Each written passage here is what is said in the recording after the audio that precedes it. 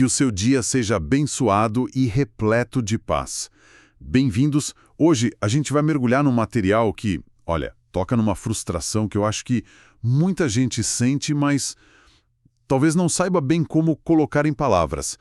É aquela busca por uma conexão com Deus que parece, na maioria das vezes, assim, um pouco infrutífera. Exato. E para guiar a gente nessa conversa, estamos com trechos do capítulo 15 do livro Uma Vida de Contemplação, do Samuel Whitefield. A proposta dele é ousada. Muito. Ele basicamente diz que talvez o problema não seja Deus estar distante, mas a gente que está procurando no lugar errado. Exatamente. A nossa missão aqui é investigar essa tese central do Whitefield, que é, ao mesmo tempo, simples e bem radical. Ele argumenta que o caminho para contemplar a beleza de Deus não está em eventos espetaculares, sabe, ou em experiências místicas raras, mas sim, como ele mesmo diz, escondido à vista de todos. No dia a dia. No tecido do nosso dia a dia. Nas coisas que a gente considera comuns, ordinárias. É uma ideia que, olha, vira de cabeça para baixo muitas das nossas expectativas espirituais. Ok, vamos desempacotar isso, porque a primeira coisa que me chama a atenção é o quão contra-intuitivo isso soa. Totalmente. A nossa cultura, seja religiosa ou não, valoriza o pico da montanha, o momento da virada, o evento. E o autor começa justamente atacando essa mentalidade, certo? Ele usa um exemplo muito poderoso. Sim, e é um exemplo que força a gente a recalibrar perspectiva.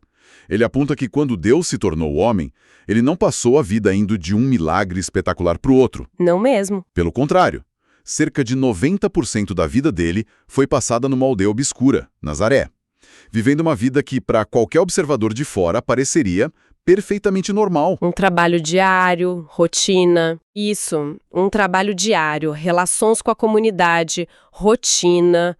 Whitefield usa isso para argumentar que Deus santificou o mundano. Ele fez do ordinário o principal palco para a revelação. E aí que ele introduz o conceito dos meios de graça, que seriam as ferramentas que Deus nos deu para encontrá-lo. Exato. Mas se essas ferramentas estão disponíveis, por que a frustração continua? É aqui que a análise fica interessante de verdade, porque ele lista os obstáculos, que são mais sobre nós do que sobre Deus. Precisamente. O primeiro conjunto de obstáculos que ele identifica tem a ver com um desalinhamento profundo entre a nossa mentalidade moderna e a natureza do crescimento espiritual. Ele agrupa 3 problemas aqui. Certo. Nossa impaciência, nosso desejo por complexidade e o nosso desprezo pelo comum. Vamos começar pela impaciência. Ele diz que a contemplação, bom, ela leva tempo. Certo. E isso já bate de frente com a nossa cultura do agora. Queremos resultados imediatos. Na hora. Soluções rápidas. A experiência do apóstolo Paulo na estrada para Damasco é o que muita gente tem em mente, né? Uma luz do céu, uma transformação instantânea. Sim, todo mundo quer o seu momento Damasco. Mas o autor lembra que aquilo aconteceu com Paulo uma única vez em toda a vida dele. Exato. Essa expectativa por um raio transformador nos sabota. A realidade, segundo Whitefield, é que a contemplação de Deus parece mais com o nascer do sol do que com o relâmpago. Boa analogia. É um processo gradual, que se desdobra lentamente, com vislumbres que se acumulam com o tempo. E essa lentidão frustra a gente, faz a gente pensar que nada está acontecendo. Quando, na verdade, um trabalho profundo está sendo feito ali, por baixo da superfície. Perfeito. E isso se conecta com o segundo ponto, que é o fato de que essas práticas parecem simples demais. Eu fico pensando que tem um certo orgulho intelectual nisso, sabe? Como assim? A gente espera que o caminho para conhecer o Criador do Universo seja arcano, misterioso, algo que exija um conhecimento secreto. Entendi. É uma armadilha sutil. A gente assume que profundidade tem que ser sinônimo de complexidade. Então, quando nos oferecem ferramentas como a oração, a leitura das escrituras, a comunhão, elas podem parecer insuficientes, simples demais para uma tarefa tão monumental. É como se alguém quisesse construir um arranha-céu e recebesse um martelo e pregos. A reação inicial é de ceticismo. A gente subestima o poder que existe na simplicidade consistente. E o terceiro conto desse pacote cultural é o mais direto. Parece comum demais. A gente já falou de como Deus viveu uma vida comum, mas nós parecemos ter uma alergia ao ordinário. Queremos o extraordinário. Pois é. A gente desvaloriza a rotina, o trabalho diário, as conversas triviais, como se fosse um tempo de espera entre os momentos importantes da vida. E o Whitefield argumenta que essa é a nossa maior miopia espiritual. Ele insiste que o mundano não é um obstáculo para a nossa formação, mas o principal contexto que Deus usa para nos moldar. Faz sentido. É no dia a dia, nas pequenas fidelidades, nas frustrações do trabalho, na paciência com a família, que o nosso caráter é forjado e que a presença de Deus se torna mais tangível. Certo. Ignorar isso é como um peixe procurando pela água. A gente está imerso na oportunidade de encontrar Deus e não percebe, porque estamos o tempo todo olhando para o horizonte em busca de um maremoto. Essa primeira parte da análise é um diagnóstico bem forte da nossa condição.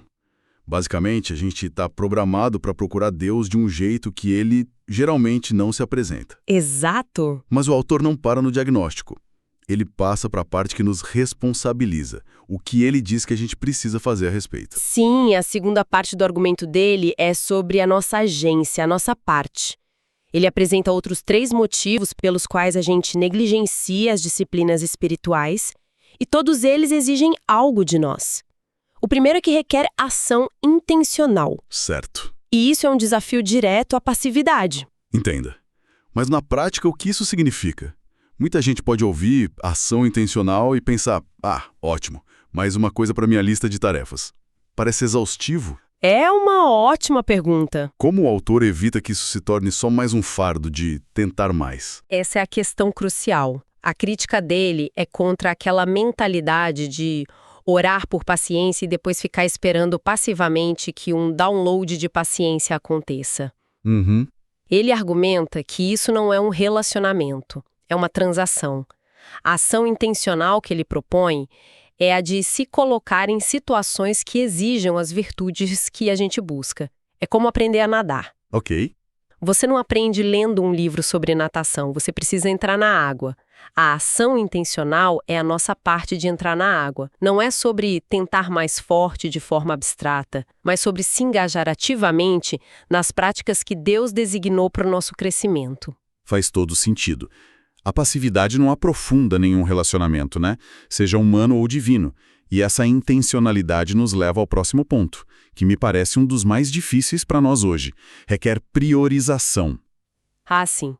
O autor é bem direto aqui, não é? Ele é brutalmente honesta, ele ataca diretamente o que chama de a mentira das sociedades afluentes.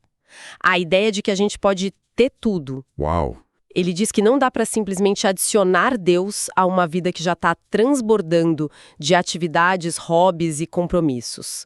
A capacidade humana, nosso tempo, nossa energia, nossa atenção é finita. Se queremos contemplar mais a Deus, algo precisa sair da agenda. É uma pílula difícil de engolir. A gente vive na cultura do e, não do ou. Queremos carreira e família e hobbies e vida social e crescimento espiritual. Exato. Whitefield está dizendo que isso é uma ilusão. Exatamente. Ele usa a analogia de um relacionamento humano. Para aprofundar uma amizade ou um casamento, você precisa conscientemente dizer não para outras coisas para poder dizer sim para aquela pessoa. Certo. É uma questão de alocação de recursos finitos. Com Deus, o princípio é o mesmo. A contemplação profunda exige espaço. E criar esse espaço significa podar outras áreas da vida. É preciso decidir o que realmente se quer e ficar contente em deixar o resto ir. E essa decisão não é só individual. O último ponto dele nesse bloco é sobre a comunidade, certo? Ele fala que requer engajamento coletivo. Isso. E isso vai contra aquela ideia do buscador espiritual solitário, que é tão popular. Sim, ele desmonta completamente esse mito. A visão bíblica, ele argumenta, não é de indivíduos isolados buscando a Deus por conta própria. É a de um povo, um corpo coletivo numa jornada conjunta. Existem aspectos do caráter de Deus, facetas da sua beleza, que são inacessíveis para o indivíduo isolado. Elas só se revelam na dinâmica da comunidade. No perdão, no serviço mútuo, na adoração conjunta, no confronto amoroso. Entendi. Tentar buscar a Deus sozinho é como tentar apreciar uma sinfonia ouvindo só o som de um violino. Você até pode pegar uma bela melodia, mas vai perder toda a riqueza e a complexidade da obra completa. Ok, então depois de estabelecer por que a gente falha em ver Deus no ordinário e o que precisamos fazer, o autor volta à nossa obsessão pelo dramático. Ele dedica uma parte considerável do capítulo para desconstruir essa nossa ânsia por um encontro espetacular. Como o de Israel no Monte Sinai. Exato. Sim, e ele faz isso de uma forma muito pastoral, muito prática, porque ele sabe que essa é uma fonte real de desânimo para muitos. Com certeza. As pessoas leem sobre Moisés na sarça ardente ou João na ilha de Patmos e se perguntam, por que isso não acontece comigo? A primeira coisa que Whitefield faz é nos dar uma dose de realismo bíblico. Esses encontros são extremamente raros. Ele usa exemplo de Daniel, se não me engano. Exato. Daniel é famoso por suas visões, seus encontros vívidos com anjos. Mas quando você olha a cronologia da vida dele, esses eventos foram pouquíssimos. Talvez um punhado deles espalhados por uma vida de mais de 80 anos. Nossa, é verdade. A vasta maioria da vida de Daniel foi composta de fidelidade diária e silenciosa num ambiente hostil. Isso ajuda a gente a calibrar nossas expectativas. Deus pode e ele se revela de maneiras transformadoras, mas talvez não da forma bombástica que a gente imagina. A maioria dos heróis da fé na Bíblia nunca teve uma experiência do tipo Estrada de Damasco. Mas então, isso levanta uma pergunta importante. Se esses encontros são tão raros, por que eles acontecem? Qual é o propósito? Não são uma espécie de prêmio para os super espirituais? Essa é exatamente a suposição que o Whitefield desconstrói. Ele sugere que, tipicamente, esses encontros espetaculares não são um indicativo de maior afeto divino ou um status especial. Não. Não. Em vez disso, eles estão quase sempre ligados a missões custosas. São injeções de coragem e graça divina dadas a pessoas que estão prestes a embarcar numa tarefa incrivelmente difícil e perigosa. Então não é um troféu. É tipo um kit de sobrevivência. É a analogia perfeita. Pense em Paulo. Ele teve alguns encontros dramáticos porque a missão dele era brutal. Ele enfrentaria naufrágios, prisões, apedrejamentos, oposição constante. Certo. Esses encontros não eram para fazê-lo se sentir especial. Eram o combustível necessário para que ele não desistisse no meio da jornada.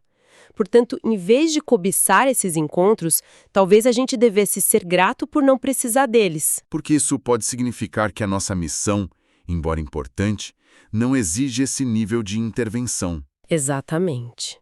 Que ela pode ser cumprida com a graça que já recebemos. Então, o que tudo isso significa no final das contas?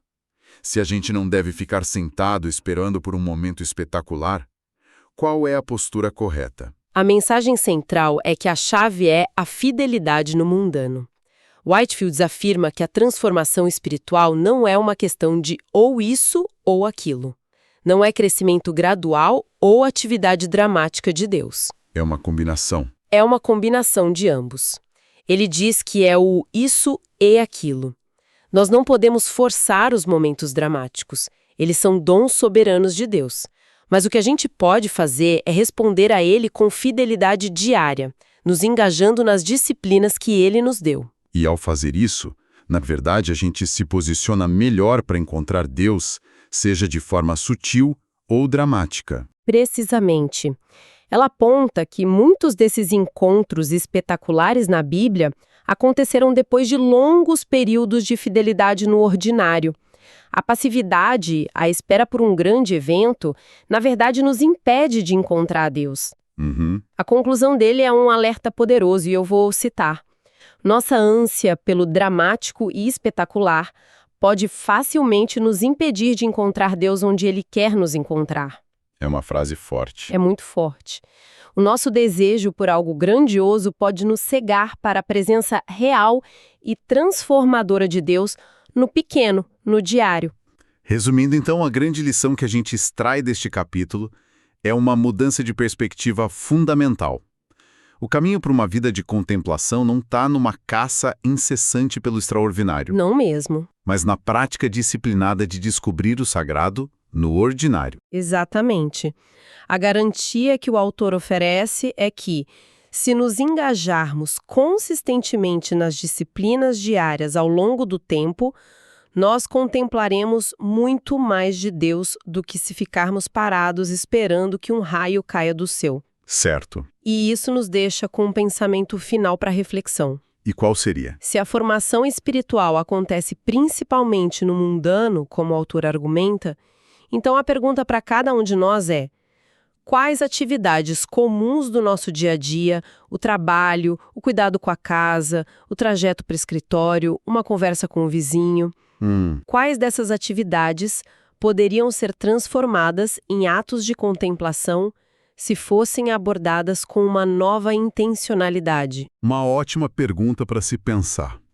E para quem se interessou e quer saber mais sobre essas práticas, informamos que teremos um novo episódio continuando a análise deste mesmo livro, onde vamos explorar quais são de fato essas disciplinas mencionadas pelo autor.